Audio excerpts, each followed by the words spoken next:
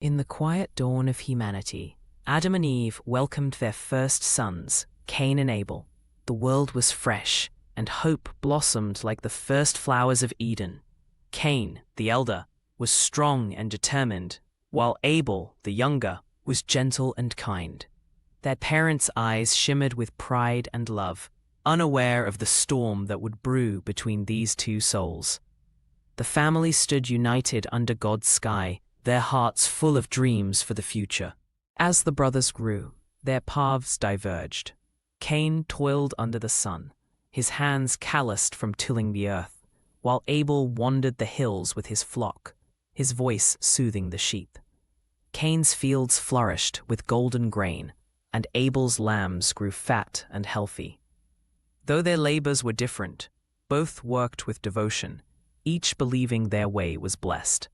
Yet beneath the surface, a quiet tension began to stir. The day came when both brothers brought offerings to God.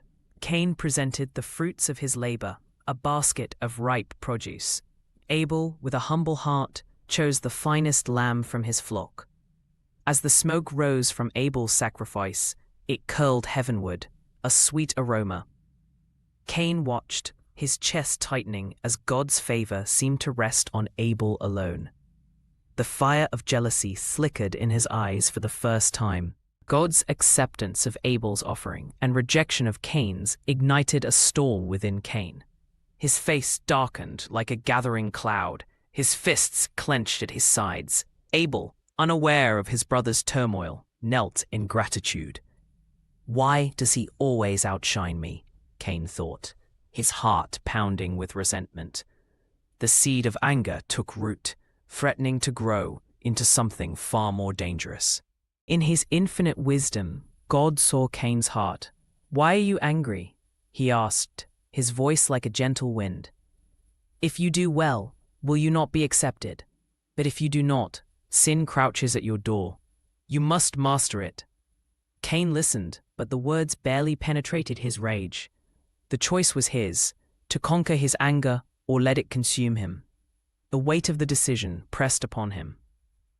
One fateful day, Cain spoke to Abel, his voice deceptively calm. "Let us go to the field," he said. Abel, trusting and unsuspecting, followed. There, in the solitude of the open land, Cain's rage erupted. He struck his brother, again and again, until Abel lay motionless on the earth. The ground, once fertile, now drank the first blood ever spilled, a brother's blood shed in jealousy. Silence fell over the field. Cain stared at his hands, stained with his brother's blood. Abel's sheep wandered aimlessly, their shepherd gone. The reality of what he had done crashed upon Cain like a wave. He had silenced Abel's laughter, his kindness, his life. The weight of guilt was unbearable, yet he could not undo his sin. The sun dipped below the horizon, as if mourning with the earth. Then God's voice pierced the silence. "Where is Abel, your brother?" Cain's heart raced. "I do not know," he lied. "Am I my brother's keeper?" The words tasted bitter on his tongue. God's sorrow was palpable. "What have you done? The voice of your brother's blood cries out to me from the ground." Cain's defiance crumbled under the weight of truth. There was no hiding from divine justice. God's judgment was swift. "Now you are cursed from the earth, which has opened its mouth to receive your brother's blood. When you till the ground, it shall no longer yield to you. You shall be a fugitive and a wanderer." Yet, in his mercy, God placed a mark upon Cain, a sign of protection, lest others take vengeance. Cain, broken and exiled, faced a future of endless wandering. With heavy steps, Cain left his family behind, venturing into the unknown land of Nod. The wind whispered through the barren hills, his only companion. The weight of his sin followed him like a shadow. Behind him, the echoes of Abel's laughter and his parents' tears lingered. Ahead lay only emptiness.